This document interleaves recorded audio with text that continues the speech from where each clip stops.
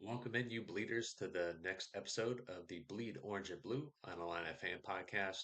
I am your host, Ryan, and we're going to go ahead and cover the 92-90 overtime loss. The Illini fell to Wisconsin last night. Definitely a tough game to watch, a lot of offense, a lot of woes, a lot of exhaustion. We're going to go ahead and cover all the misses, the makes, the goods, the bads, and of course, those dang freaking officials. In this next episode.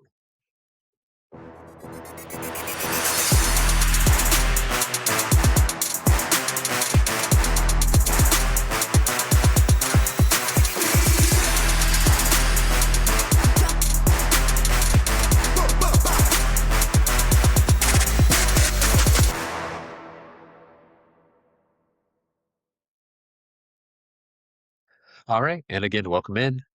So let's just dig into some of the keys of the game. We're going to go ahead and let's start off with the bads.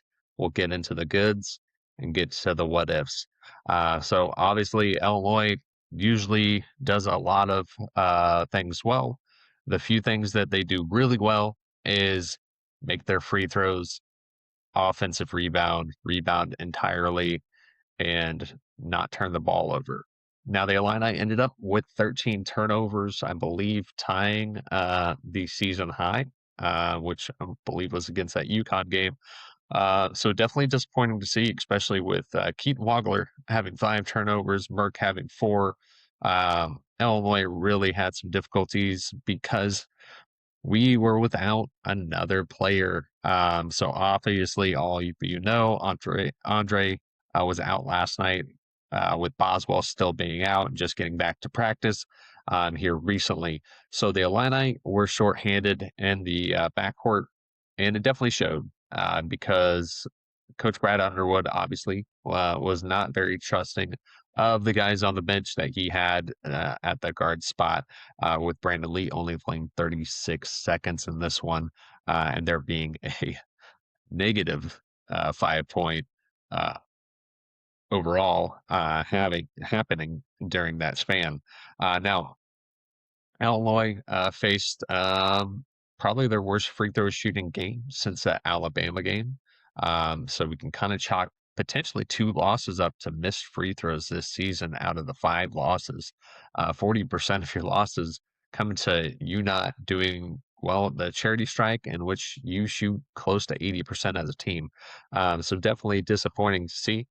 Now, Illinois went 11 of 19 from the line, um, and a few of these misses came late. Keaton Wagler missed one in the final minute of this regulation that would have ultimately won the game for the Illini.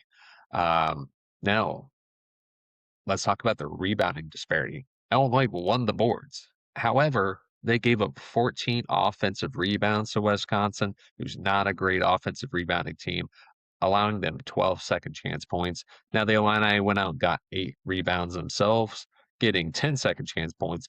However, that was much lower than our average, which is close to 14 offensive rebounds a game. Now, if we talk about statistics and percentages, Illinois would have scored definitely quite a bit more, being able to grab up those offense boards. And let's talk about scoring. Illinois scored 90 points in this one. Honestly, they shot the ball fantastically. We hit 15 threes. We shot over 50% from the field. Any other night, that's a win. But tonight, we had no Andre Stojakovic. We had no Kylan Boswell. We had one perimeter player all game. Keaton Wagler playing all but those 36 seconds in which Brandon Lee was out there, which, I mean, we can count him in the box score, we can count him in the plus minus, but ultimately, really no impact in the game, allowing Keaton to get a breather for those 36 seconds of playtime, as well as a TV timeout in there as well, getting him a well-deserved breather. Now, a lot of guys played a lot of minutes in this one, basically 6 men rotation throughout this entire game, with having, of course, Jake Davis fouling out in overtime in this one definitely did not help.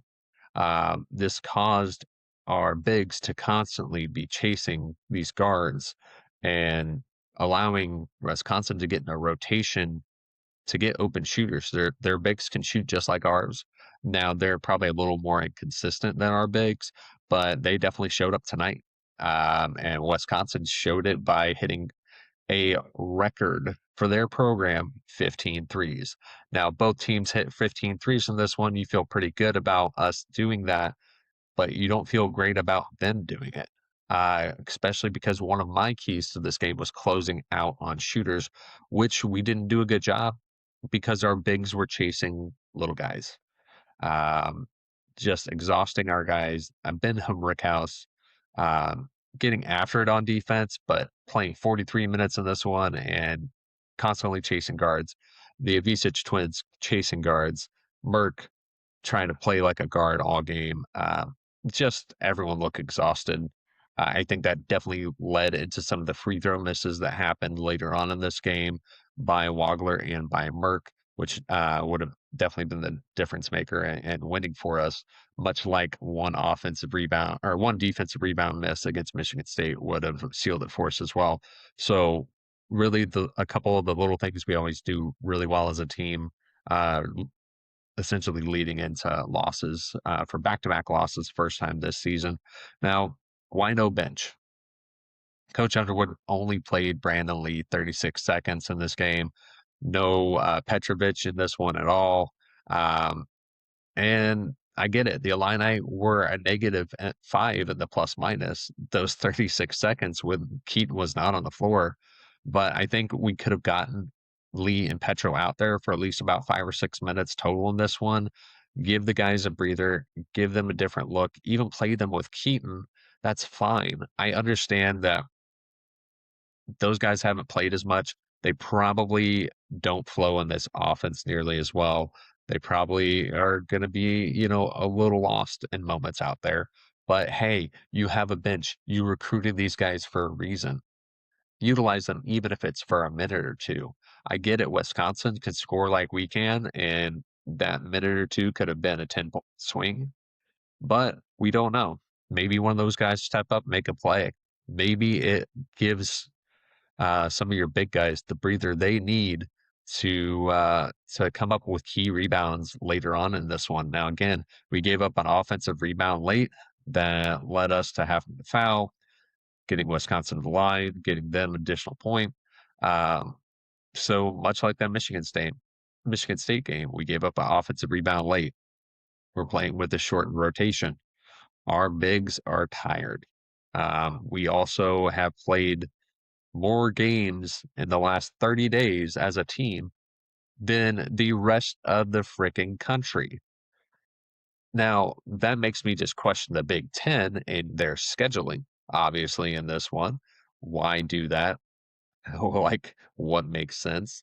With always running Illinois into that, I feel like every year we have a 30-day stretch in which we're playing the most games out of any team in the country. I believe that happened last year as well. But I think Brad really kind of shot himself in the foot a little bit. Should have put Brandon Lee out there a little bit more.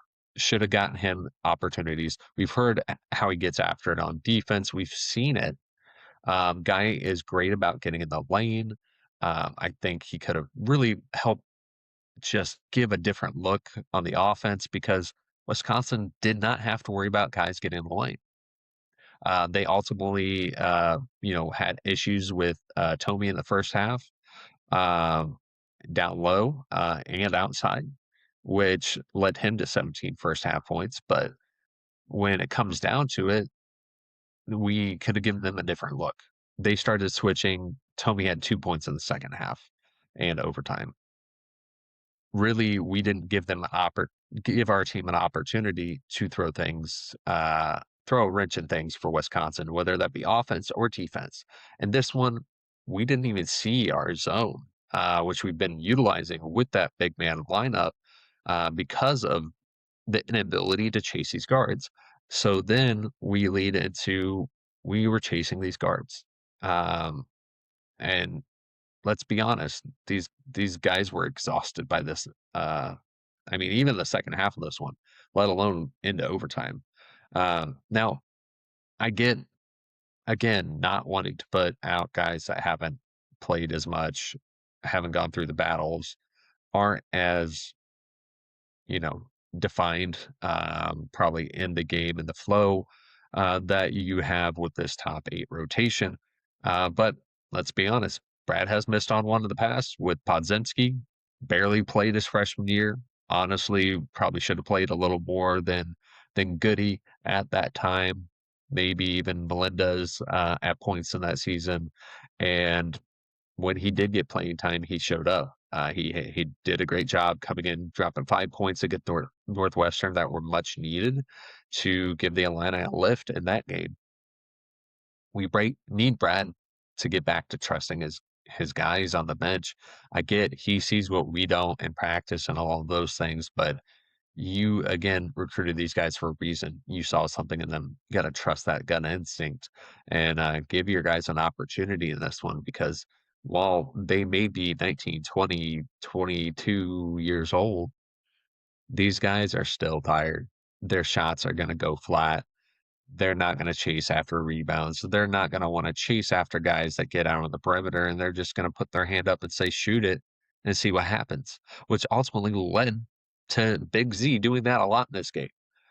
Something he did against Michigan State that led to them getting an open three to pull ahead in that game in East Lansing. And same thing happened here. Big Z did not want to close out. He did not want to chase guys. He was exhausted. And I get it. I played quote unquote as a big in high school, and I hated chasing little guys. I, wasn't quick footed and did not have that speed to keep up. So I get it. But dang Z, like, have some pride. Like all he was looking for was shot blocks in this one and dunks, and didn't really get many dunks. Obviously, we'll get into the officiating and what happened with the opportunity he should have had. But let's be honest in this one. Zeke did not look great. He did have nine boards. I'll give him that. But he could have had a lot more but he didn't want to chase. And I get it, being tired, you don't want to chase. You don't want to make that extra effort at times, but at some point, this Illini team needed to have a little more pride on those rebounds. They need to have a little more pride guarding those guards.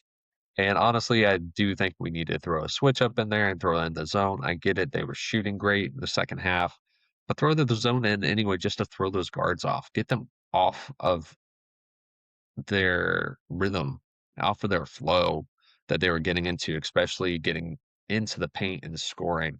Um, Now, I've said a lot of negatives. I'm going to get on one last one here, and that for the second game in a row is the officials. Honestly, this one was even worse because these officials, they had to go to the monitor to review their own calls. I mean, just absolutely ridiculous. I get why Brad, if you haven't seen it, go watch it, was talking about the officials and then walked out of the press conference. He didn't say anything to end it. He just stood up and walked out because he is so frustrated with the Big Ten on this one, and I don't blame him. He's tired of reaching out to them and tired of sending them clips. I mean, he said he sent 12 clips on Keaton alone in that Michigan State game. 12 clips. That's ridiculous. Not to mention that the ref that he kept getting in with, I'll have to double check his name here, but the guy was ridiculous. I mean, Brad was talking to him about why a player was bleeding from the mouth and why they didn't make a call. And then it seemed there was an attitude from that ref the rest of the game towards Brad. He ended up giving a bench warning. Like at one point, Brad walked past him to talk to another ref, and he tried to confront Brad a little bit. And Brad waved him off, and it took the other ref also waving him off to step back. Brad ends up telling us in the press conference they haven't seen that ref a game in the Big Ten, or at least for Illinois, in 2 years. There needs to be continuity with these refs in this conference. This is the best basketball conference in America. You have the money, pay the good refs, get rid of the Jeffrey Andersons, get rid of this guy. Like, have continuity, have consistent calls. I mean, the inconsistency amongst these refs tonight was all over the place. I get why Brad's frustrated. I mean, I've heard it from other commentating other sources out there that I've listened to their recaps, and they said the same thing. These refs were worse than the last one. At least those refs knew what they were calling. They didn't have to go to the monitors and double check why they were calling something or if they were making the right call without even a challenge or review from one of the coaches. I think this is a major issue that has been coming up. Obviously, Wisconsin dealt with it with the Indiana game with a questionable call as well. So I know they're feeling it. Now, big thing, one other negative. What in the world is Greg Gard doing allowing his bench to cheer on their players for fouling Keaton Wagler hard? They fouled him hard, and the bench was cheering every time. The official even said something to Brad about it and flat out said, yeah, that's how very classy of them in a sarcastic way. That's terrible. Have have some integrity for the game. Don't be cheering on dirtiness is what I'm going to call it. It may not have been a dirty play, but obviously if you're celebrating hard fouls on purpose on on a star player, you're setting a tone and an example that it's okay to try and essentially hurt somebody. I mean, we had a guy with a torn jersey and blood coming out of his mouth at the start of the game. Big Ten, get it together. That's the last I'm going to say about that. We're going to go ahead and hit some positives in this recap. Now, obviously, we had Ben, all glory to God, him Rickhouse showing up in this one. Ben played so hard, all 43 minutes, was chasing guards, playing out of position, getting after it. And he also went 4 of 6 from the floor, hit a huge three to keep us in this one late, and had 10 points, 7 boards. All the while, he's chasing those small, quicker guards and only had 1 foul. Hats off to Ben and his play in this game. I mean, just putting it all out there and really made some really, really great plays. I wish we could see a little more consistency out of him on that one, but gotta love it. Really do. Loved his effort. Didn't give up to the last second of the game. So again, hats off to Ben and showing up and showing out in this one, especially in a situation that he's going to be playing out of position and playing on guys that he normally does not guard. Also, Toby's first half, 17 points. I mean, couldn't be happier for him. I think that matched his total for the season high points in a game. Ended up with 19-11. Now, Wisconsin started switching him in the second half, so he wasn't getting the same looks, wasn't getting the same matchups. That led to Keaton, honestly, getting some better looks. In my eyes, for Keaton, because he loves matching up on those bigs and getting them on, in the paint by beating them to the hoop. Got some and ones that way or some fouls that way, and then also just his pullback shot. Hit some great ones in this one. Obviously, gonna hit on Keaton's get back game after his struggles against Michigan State. Ends up going 5 of 10 from 3. This one at 34 points. He did have 5 turnovers, but again, Wisconsin was fouling the crap out of him. There were some calls that were missed. I mean, Brad's probably going to be sending at least half a dozen clips to the Big Ten just on Keaton in this game alone as well. I really think that Keaton showed up, showed out. He had the opportunity to ice this one at the line with hitting another free throw that ultimately would have led us to a win in regulation.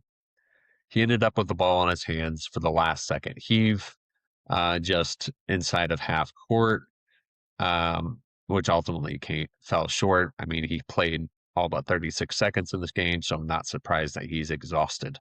Kind of wish he would have attempted that one being a bank shot like he did the half court heave that he hit against Northwestern, but alas, it is what it is. This was a hard fought game. I have talked a lot of negative, but the effort, overall effort from the team, being exhausted and getting after it, like hats off to them.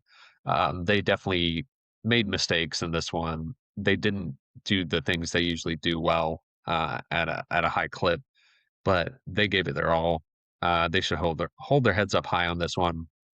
Can't wait for Boswell and Andre to get back. Hopefully, we'll have Andre and Kylan back against Indiana, at least one of them, just so we can have another perimeter guy out there. Or hopefully, Brad decides to trust his bench a little bit, get Brandon Lee and Petro involved, just so we can, again, get that pressure off of Keaton. Keaton was getting guarded 94 feet at one point in this one and was constantly having to do handoffs in the backcourt and not before he even got across half court. I do apologize. I have to hit one note I missed here with those officials. 24 seconds to go in the game. Illinois was tied, and we should have had the freaking ball. Those officials did not call a 10-second call against Wisconsin. They had the ball for 11 seconds in the back half of the court. The easiest thing to do in officiating is a 10-second call. I mean, again, back to the woes of the officiating, but I had to point that one out because that could have been the difference of the game. While we could have still won this game, just like Michigan State, the officials had a play in regards to how this outcome came that could have ultimately sealed it for us and instead helped the other team. Now, definitely look forward to your guys' input, comments in below, the section below. Definitely like, share, subscribe to this video. Looking to bring you more content, obviously more previews, recaps, football talk. Looking forward to it all here at Bleed Orange and Blue Illini Fan Podcast. And guys, thank you again for checking us out. You have a wonderful rest of your day. As always, IL out.